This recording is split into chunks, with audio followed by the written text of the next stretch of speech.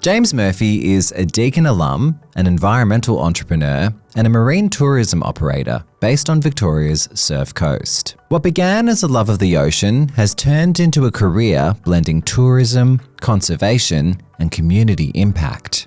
In this episode, Murph reflects on building a business with purpose and how his time at Deakin helped turn his instinct and passion into lasting impact. From the lands of the Wadawurrung people, this is Stories of Wonder.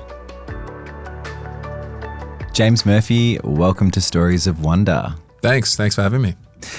So you're the director of Sea All Dolphin Swims, as well as the founder of the Southern Ocean Environmental Link. It sounds like you've spent a lot of your life in and around the ocean. Where did that connection begin for you? I've always loved the water. I've always loved being in and around. And it's not even just the ocean. It's just the water in general. I remember one of my earliest memories being at a barbecue. We grew up in Melbourne, and someone had caught a fish, and they walked up the hill with a big carp out of a lake, and my eyes popped out of my head. It's like, what? Like, I just didn't realize that there could be fish, so this just felt ingrained. And then growing up as a kid, we'd always holiday down to the beach. So I had this draw. I was always pulled to the water. I fished a lot as a kid. That first carp that I saw really fired that up. But it always made sense, but it didn't make sense. Like it made sense to be at the beach, but I didn't really understand why when I was younger, but I get it now. Interesting. And so from then, did you always want to work in this space, or where did that come from? Truth be told, I never really wanted to work. Sorry, wrong question. Yeah. No, that's sort of been the lifelong quest, has been to do things that I haven't felt like I've actually been working. And the ocean's always been easy for me with that. It's always, it's just such a beautiful place because you have such a varied experience. You never have 2 days that are the same. And everything you get is just raw. Like it's not pre-packaged. It's not manufactured. It's just genuine, authentic, and you can't control it. You literally can't control any of it. And I think it's just such a beautiful thing in such a controlled world that we live in, to have this element of chaos that just dictates everything. Yeah. Yeah. Let's talk about marine tourism. How did you get started in this kind of field? And was it always, dolphins? Was it always the creatures that drew you in? Started as a surf coach. Yeah. So I skated when I was young. Someone put a surfboard under my feet, and it just clicked. And then shortly thereafter got a role working as a surf coach, and then did that for a number of years, and did a lot of free diving through those years too. And eventually I got asked if I wanted to start managing a surf school, a different one, and I went across, and that was Sea All Dolphin Swims, and they needed a fill-in for the boat, and I just got there. I'm like, are you kidding? Like, I didn't even know dolphins were in Victoria, and now I'm swimming with seals, I'm swimming with dolphins, I'm jumping off the roof, I'm like riding in there, I'm looking for animals with binos. Wow. It was just, I was really sort of gobsmacked that it was real, and I think that for me was that moment, like, all right, well, this is what I'm going to do. So I started surf, and I still surf every day. Family surfs, and that's absolutely who I am. But there's this deeper connection with the marine mammals, and that, how I said earlier that I didn't understand it when I was young, I get it now. That was that connection. This is what that pull toward the ocean has always been. You were recently featured in the Tourism Australia Sustainability Storytellers campaign as a leader in both sustainable and regenerative tourism. Can you take us through what these tourism styles are, and how they're different from, what else is out there? Yeah, so everything's moving toward regenerative tourism. The big thing that when you say regenerative, a lot of the time people think, you've got to be putting a plant in the ground, or you've got to be removing this or doing or whatever, but it's not. It's as much a mindset as anything else. It's about actively recognizing and making moves towards redeveloping the area that you're working in. So sometimes that can be supporting research. Sometimes that can be physically boots on ground, removal of marine waste.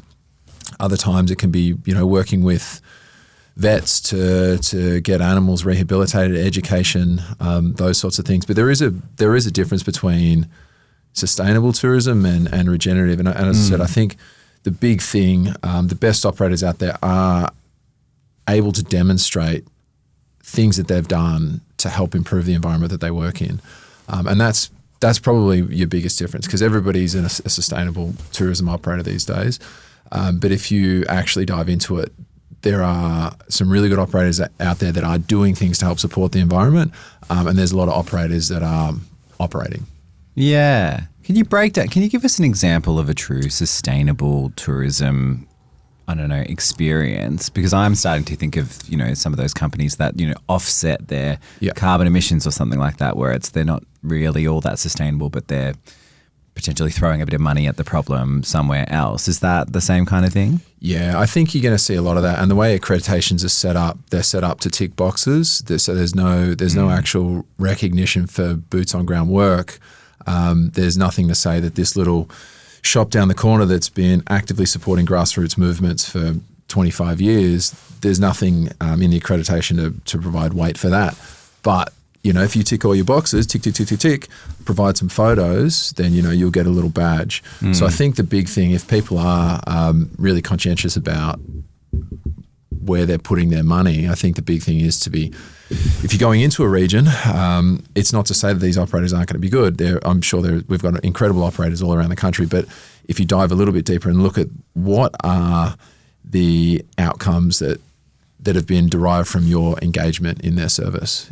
You've gone to their service. Have they then been able to redirect funds into whatever it is? Have they got active programs that they can show you, that they can talk about?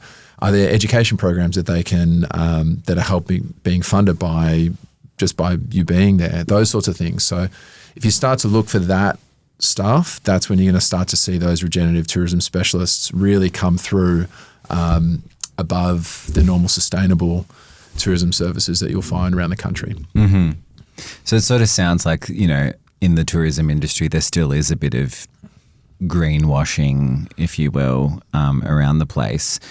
Is it mostly on, people like you and I, or people that are going to experience these things, to figure out a way to spot what they're looking at and what is true regenerative or sustainable tourism to make a difference? I think it's got to come back to the individual. We are all different. Some people are really conscientious about where their dollars are going, about the impact that they're having. Some people aren't. Some people, they want to just the fast, they quick hit it, get in, get out. They're not concerned. And I suppose, and that's okay. We all live our lives differently. And how I would see my role in all of that, looking at the breadth of the community, is we want to make sure we're having a positive impact with all of our clients' experiences. Whether it is that person that's deeply connected with the environmental work that we're doing, or whether it's a person that's just in the region and they say, hey, we're going to book that one because we're simply at Queenscliff. So we just want to know that what we're doing is making some sort of positive impact in their lives. So maybe they can walk away a little bit more advocacy for the marine environment or the wildlife or whatever it is, even if it's just common respect for people around you or the environment, the community. How are these kinds of interactions that, you're kind of giving people the experience of, with dolphins, with seals in their natural environment, different to, say, what you experience at like SeaWorld or some sort of, a zoo or a more man-made environment? Yeah, so there's no cages, there's no training, there's no scripts. If we saw a pod, I've 1,000 times I've seen a pod and they don't want to play. And a pod is a dolphins. Group of dolphins. So, and they'll be there in the water. We talk to them, talk to the people on the boat. Say, hey guys, this is what they're doing. They're feeding, for example. They're just interested in their food. We're not getting it in their way. We're going to let them do their thing. We're going to watch from the boat. They'll eat their food, and we'll go for a snorkel, we'll jump in, say weedy sea dragons or fur seals or something, come back, find the pod again, and they're in a completely different mood, because they're wild. There's no scripts. There's no, hey, it's 10:30, it's time to do some backflips. Yeah. And that's the big difference, is that you are working in the environment. There are no guarantees. People will tell you, guarantees. But there are no guarantees, because you don't know how these animals are. If if you're in the business of offering guarantees, and essentially you're looking to alter this natural behavior, and that's absolutely what we're not about. It's about putting people in a natural space with wild animals and giving the animals the opportunity to come up to us. Sometimes they do. It's great. Sometimes they don't. That's okay, you know? And the big difference when you turn up at SeaWorld, we actually went a few years ago, and from an education perspective and impact perspective, these guys do great work. There are thousands and thousands of kids going through that are going to the touch tank. They're seeing animals that's sparking wonder, but the way those animals are feeling is not okay. You know, so there's this bit of it's a little bit of a tug of war, because I can see the benefit of having a space like that. Because I went through with kids. The kids like, oh, look at the stingrays, touch the stingrays, and it's sparking that wonder. Yeah. How many of those kids then go on to be marine scientists, or they go on to, you know, do conservation efforts in the world? There's got to be a few. But looking at the welfare of the animals in those spaces it's especially the marine mammals. It's just personal perspective, working with wild dolphins. Those are not happy dolphins, you know. So anybody conscientious, I'm not. It was. I found it really confronting. You know, really incredibly confronting, because you can feel spending time with them. You develop a bit of a sense for when they're around. I think it's the echolocation. So I think, because too many times I'll be on the boat and I'm like, oh, you feel that? And everyone's looking at me like, what are you talking about? I'm like, there. And I'll literally point, and then they'll just pop up. And I haven't seen them, no sign. And I think it's just they've pinged us. Like they got like, they sort of ping you. Mm-hmm. You get it when you're underwater. They'll ping you all the time. But I think that's all it is. I think it's just these subtle energies you're just receptive to because we spend so much time in the environment. I remember walking into SeaWorld and standing on the edge of like this little pond, and there were no dolphins that I could see. I'm like, well, what is that feeling? This just feels horrible. Just this dense, heavy, just horrible energy. And then I turned around and there's a dolphin with its just next to me, just with his head out like this. I'm like, oh, you know. And then you look at the other ones; they got rake marks all over their bodies from they're just beating each other up.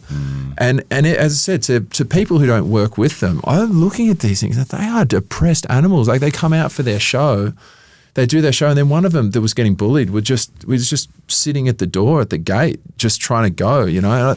So I don't know. I had it was really, really confronting to work with wild animals and to have them just, it be a celebration of them being wild and, you know, any interaction being on their terms, and to go from that to just having this glimpse of what it's like. And probably juxtaposed with a very excited audience of kids and adults that are waiting for their little show. Well, you know what was interesting about that too? Because we went, not because like, hey, let's go to SeaWorld. We went because it came as a part of the 3-part pass. We had the third day, I'm like, hey, let's go on a whale watching tour. Let's do this. And we're going to spend another $500. Hey, we got a ticket. Yeah. We're here. Let's just see what it's about. So that was why we went. So just to... Yeah. So it's clarify. A deal's a deal. A deal's a deal, right? So we took the deal. We thought we're there. We got the ticket anyway. But I sat there in the audience and I looked around, and I reckon 19 out of 20 of the parents felt a similar way to how I felt. Interesting. And you could see the look on their face, and it was a really interesting space, because I think they're looking, oh, well, the kids are getting an experience, but they could see how putting a sentient animal, because these guys, they're as smart, if not smarter than what we are, guaranteed, hands down, you know. So to put them in, lock them in a cage, the bulk of them could feel it. Some people didn't.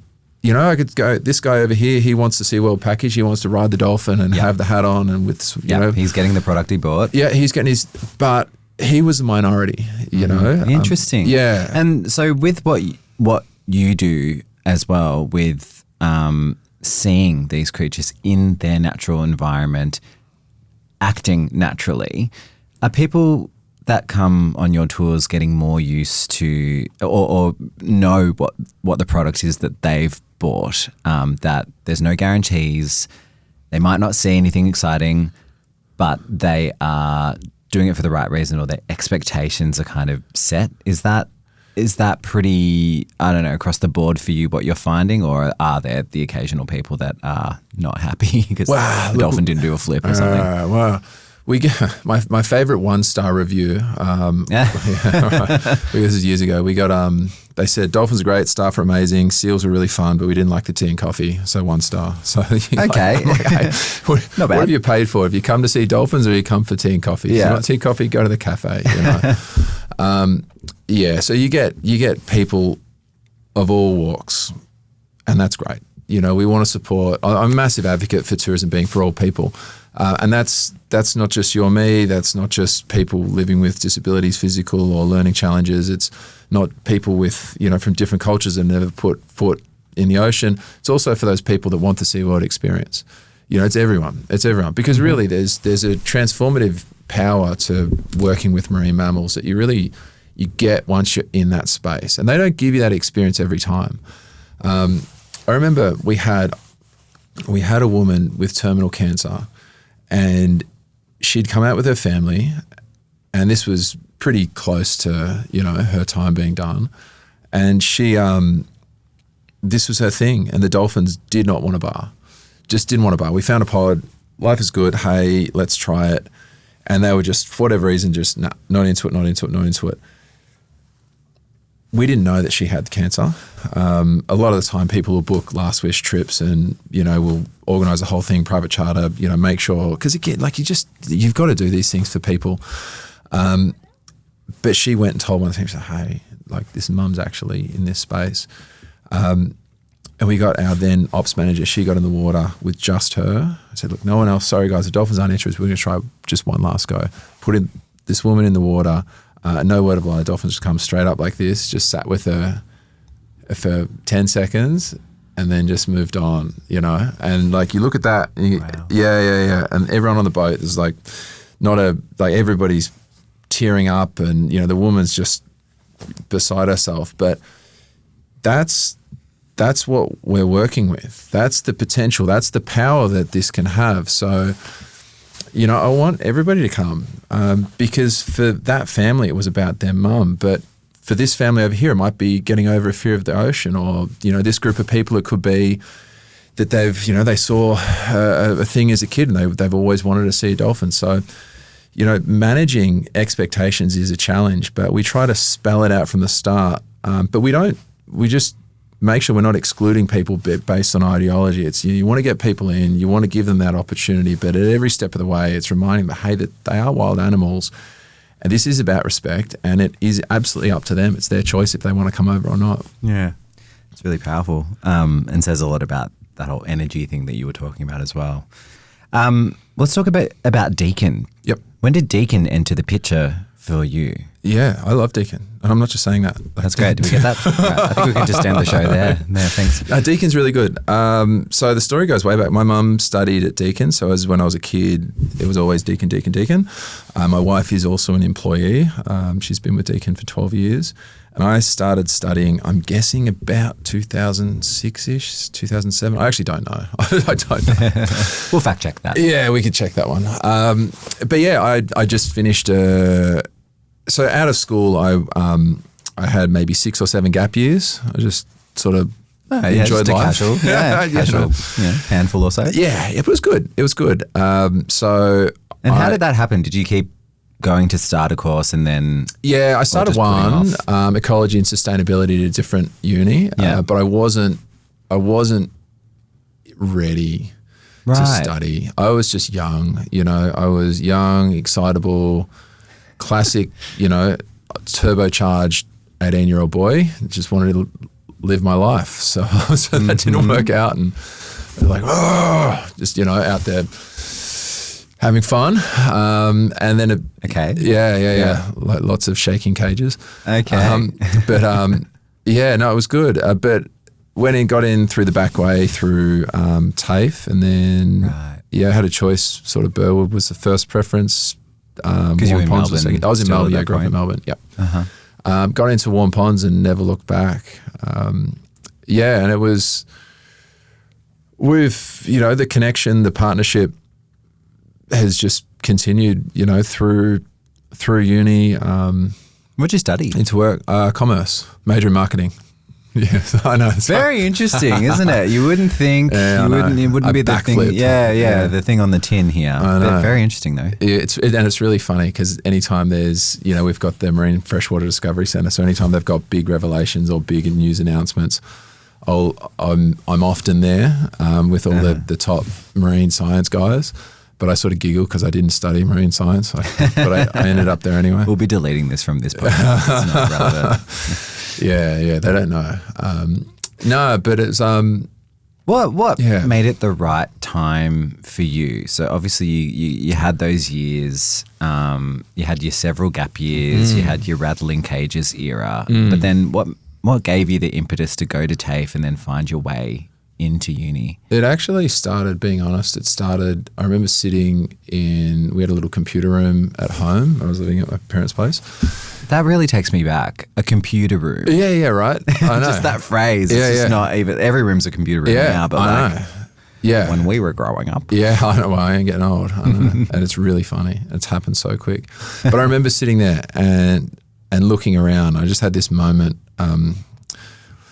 wisdom beyond my years, where I realized that, mum and dad must have worked pretty hard to be able to give me the opportunity. I think I just snapped a skateboard or something, and I needed a new board. And I just had this realization. I'm like, they've worked pretty hard for me to complain that my skateboard snapped and to actually be able to go and get a new skateboard. And I realized that if I didn't do something, if I just kept enjoying, Melbourne's club scene and just hanging out with mates and freediving and skateboarding and doing what I wanted to do, that my kids might not have the same opportunity.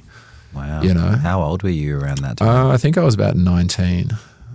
That wasn't instant, like I'm pulling my head out, but I just remember that was probably the most pivotal moment that sort of set me on that path to get back to start looking at study. And then ultimately, when I got into the workforce, it was thinking about financial freedom. It was I've never really been well contained in a box. A lot of, problem solving and entrepreneurial sort of mind that I've got. But yeah, I just, I started thinking about financial freedom and what that would look like. And that was sort of what led me down the path of getting into business. So why that course? And did you learn anything from it that you still learn today? I was always you still use today. Yeah, so I was really good at sales and marketing. It's just the ideas and having that, like an entrepreneurial mind. I started my own skateboard label and I was wholesaling to the public, so that was really successful. Before the dollar crash, so I had.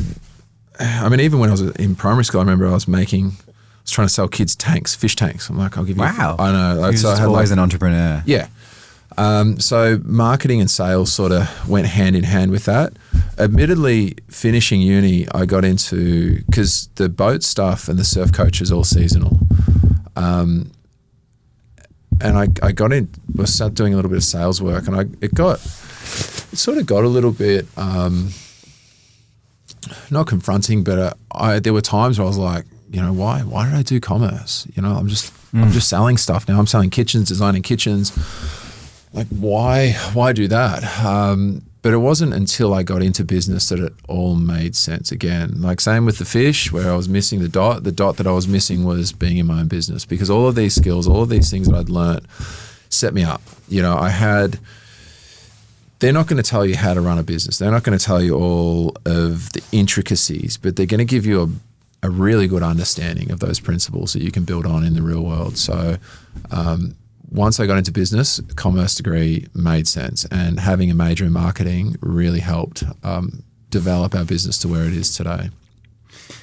After studying at Deakin, you then partnered with the university. So when did that happen? Because now, you're kind of at the helm of a lot of work integrated learning initiatives. Yep.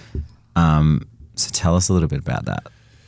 Yeah. I think we officially became partners maybe in my second year. And I remember the first student coming through, I was like, I don't know what to expect here. I was sitting on the dock. It's a sunny day though, so I was like, oh, we'll give it a go. And this is with sea or dolphin swims? This is with sea or dolphin swims, yeah.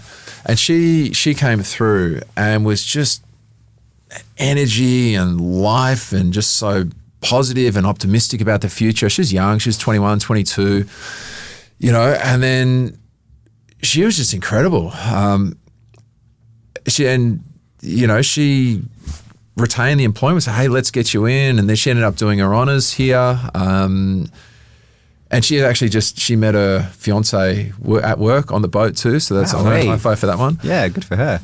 But she was the first. And from there, it just sort of built and built. The biggest year we had was through COVID. We had, I think, 50 odd students come through the Work Integrated Learning program, which is great. But we've had some really good people. Deakin has some amazing students. And the Work Integrated Learning program, for me as an employer, I get to see who's good. A lot of good people, but there's quite a few that are excellent. So, if you get a dozen students, even half a dozen students, you can still pick them. You go, this person's got an amazing work ethic, or they're able to think outside the box, or they're incredible under pressure.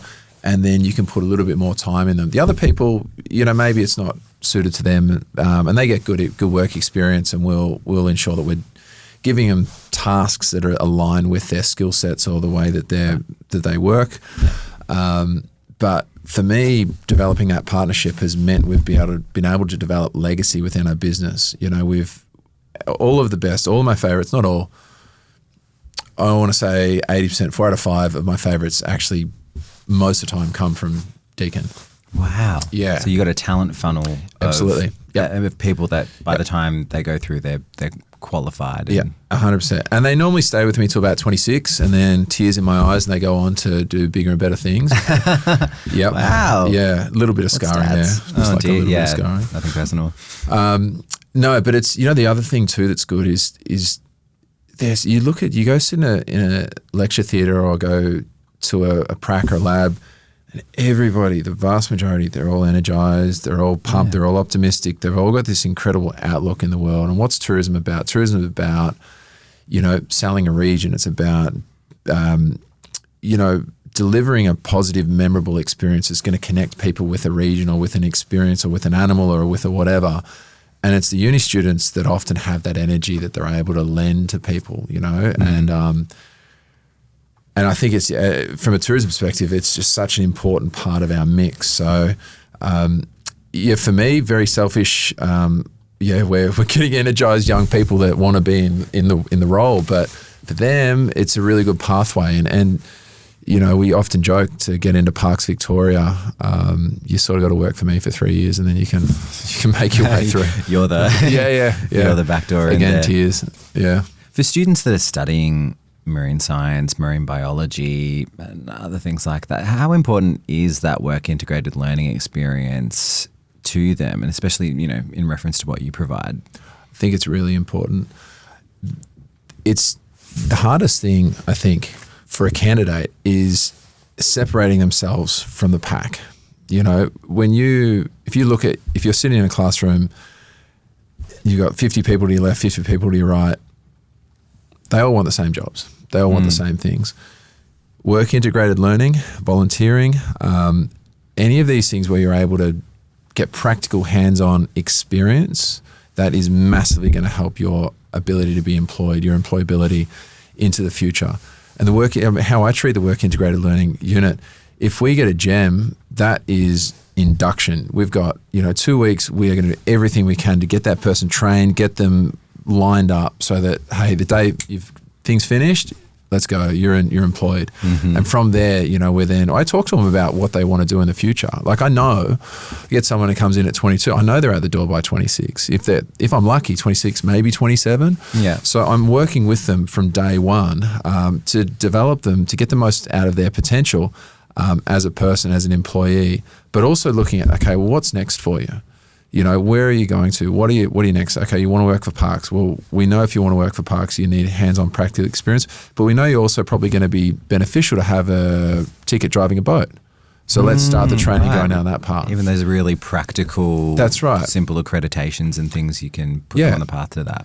Yeah, and I think that's where that's where you're going to see students having a lot of success when they're working with the providers and actually asking a question and, having a bit of direction. Because if you've got that direction, we're here to help, Yeah, because that's the biggest thing when you're, a student and the big wide world of employment is a very foggy, vague one. Someone who can kind of point you in the right direction, give you some context about what you need to kind of click that together and what you'll be expected to do. It's really, really useful. It is. It really is.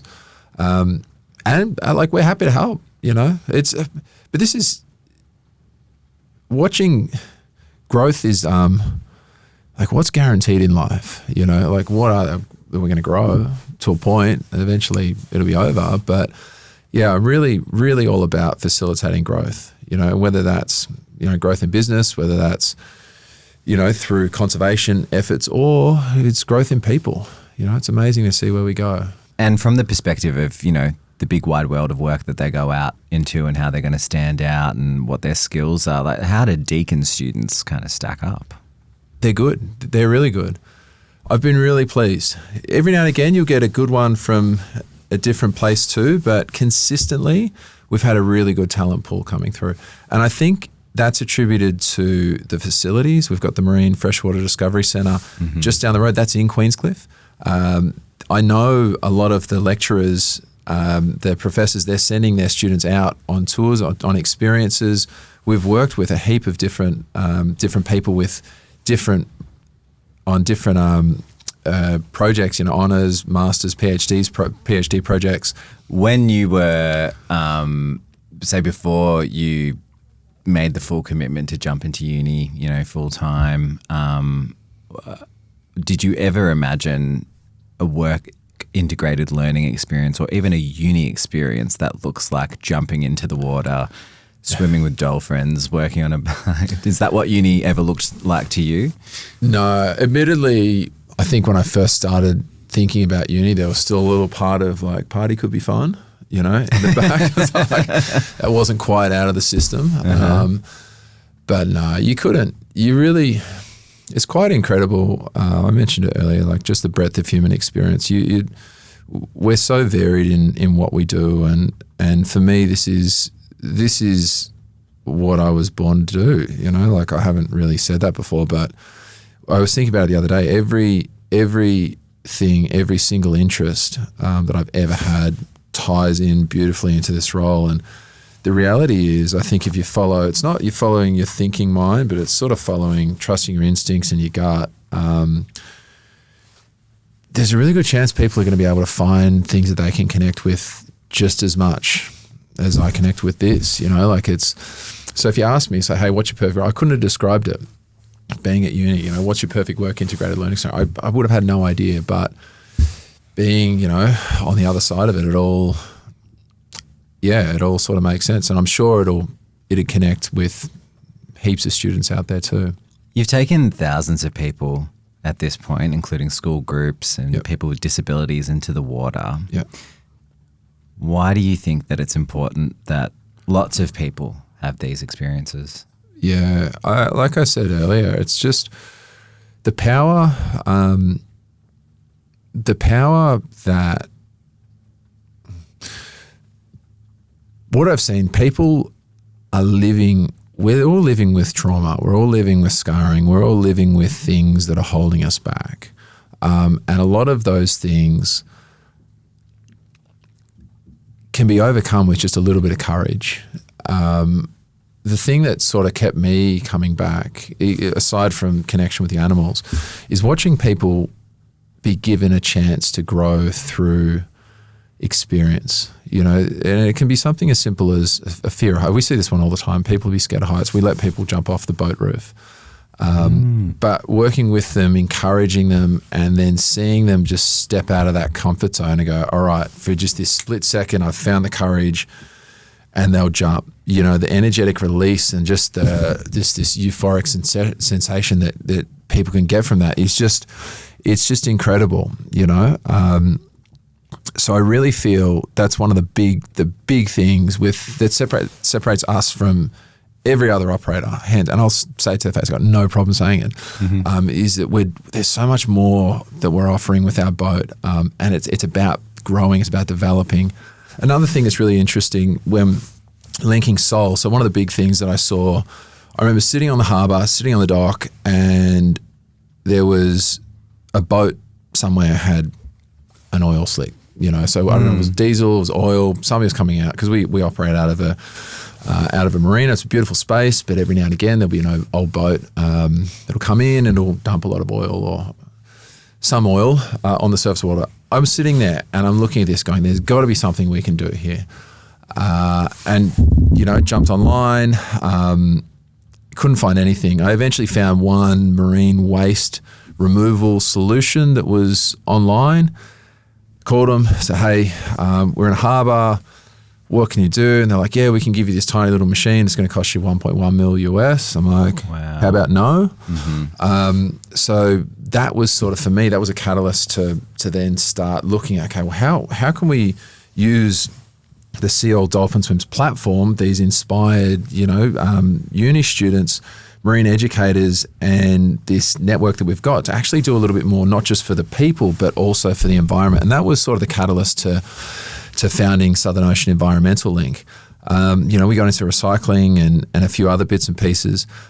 But coming back to your question, the students, when they're coming through, we probably get, I reckon, about 3,000 students a year. There's about 500 experiences this week and about that last week. Yeah, big weeks. But the big thing that they're seeing, they're having this connection with the wildlife, seals, dolphins, the weedy sea dragons, the seabirds. But then they're coming back, and then we're talking about the marine waste removal. We ended up just building our own little marine waste traps. We've got 3 of them in the harbour at the moment. Yeah. And we do citizen science. So there's like a whole workshop. So the kids will come in, they're meeting the animals, and we're taking our little waste baskets out. They're counting the microplastic that we've captured. They're seeing what other little invertebrates are in the traps that we then release back into the sea. They're then recycling stuff. But they're walking away with this understanding that they can do more, that they've got an opportunity, like me, to get out there and actually do something. Yep. And it can be really overwhelming in the conservation space because it's just such a huge thing. It doesn't matter where you look. You walk down the street, you're like rubbish. There's just stuff everywhere. But doing this education, this marine education, and having these kids being inspired and connected and just walking with that idea that, grassroots does matter. I think from a compounding perspective, I think we've got an incredible opportunity to actually have some positive impact. So I think, really important to be linking those things and, trying to help with the students. Empowering all of those people to spread the word after that, become evangelists for this cause. Yeah. And to you, what is the importance of giving back, whether it's to the environment, to the community, to Deakin University, whatever? I just think that it's not random. I think that we're here for a reason. I don't necessarily think it's. I don't think I've got the capacity to actually understand why I'm here or who I am or what I am. But I know that I've got a boat. I've got these permits that allow me to bring people into this environment, and I feel like I wouldn't be doing the right thing if I wasn't trying to do more. And I think the more we're able as a community to feel instead of think, to be guided by our gut rather than our mind of what someone might think if I say this or if I do that. If you can just get rid of that, and we can actually come back to just remembering that we're all living in this same system. Where if we treat it with respect and if we work together, then we got a better shot for the future. The one that kills me, if you go snorkeling, do you see? If you go, I'll tell you. I won't ask you. If you go snorkeling, you'll normally swim around. As I said, I've done a lot of spearfishing in my life. You normally swim around and you won't see too much dinner. So you'll see a lot of fish, right, that maybe aren't dinner, but might be okay in fish cakes or something, but we're not taking that. I want a whiting. I just want one whiting. Let's go. You might, 45 minutes, I've seen one. That's about as selective as you can be with your fishing. But the reason we're not seeing heaps of whiting is because generations and generations now, we've just been taking and taking and taking and taking and taking. So the only fish that are left are the ones that want to go into fish cakes. We've just systematically been impacting our environment. And I think that's because of this thinking mind. It's this chasing the dollar. It's chasing an idea rather than actually connecting with the space that we're living in. Like, is this sustainable to be taking 40 fish? How many fish am I going to eat? I'm going to eat one for dinner. Okay, my wife and kids might eat one. Let's take 2. Done. Dust your hands, walk away. So I think it's really important to stay in contact with what we are at our core, which is a part of the environment. Yeah, well said. We're coming to the end of this one. We've got a few sort of quick fire questions for you. What's something small that we can all do in the spirit of sustainability? Care. That's probably it.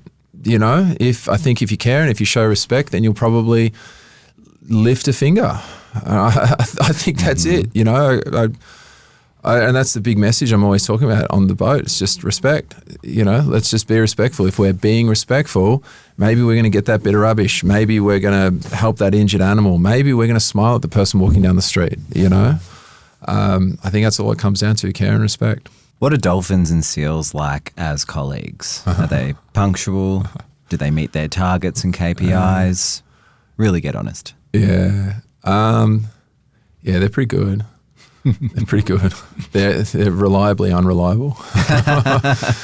We see them in every space, every stage, absolutely everything. Seals are super consistent. They're just like, so if you imagine like a brown lab, chocolate lab, right, and put flippers on it instead of legs, there's your seal. Let's go. They just want to party all the time. They're down to play, or the old ones will just hang out. Dolphins, there's something else to them. There's that sentience. They've got this power like nothing else I've experienced. Maybe elephants. I've never had a close experience with an elephant, but it's what they're able to do is incredible. So I reckon they can work to their own schedule, and I'm happy to work around them. Yeah. That's great. Yeah. Yeah. And finally, how can people learn more about Southern Ocean Environmental Link? So soul.org.au, that can get you there. We've got a list of some of the programs that we've got. So doing a lot of community recycling. We've got the marine waste traps, doing a lot of marine education with school students. We've got a camera system set up, supported a heap of different research papers. There's all sorts of stuff. And finding out about the dolphins, dolphinswims.com.au. We'd be the largest marine education provider on, I reckon, the West Coast. Probably on the... Let's claim it. Yeah, I'm just going to run with it. Again, I'm happy to have a conversation with anyone. But I reckon just jump online through socials. But it's not a once in a lifetime experience. It's something that you should do and then do again. Every time you're out there, it's different. And the way things can interact with you, you never have the same interaction twice. And I think for anybody wanting to reconnect with who they are and what they are, this is a really, really fun and engaging way to do it. Well, James Murphy, thank you so much for coming on Stories of Wonder. Thanks for having me. That's it for this episode of Stories of Wonder. If you enjoyed it, you can like and subscribe. You can also join the conversation by leaving a comment below. You can learn more about this story through the links in the description. And for more conversations like this, check out the full series on YouTube or on your favorite podcasting platform. See you next time.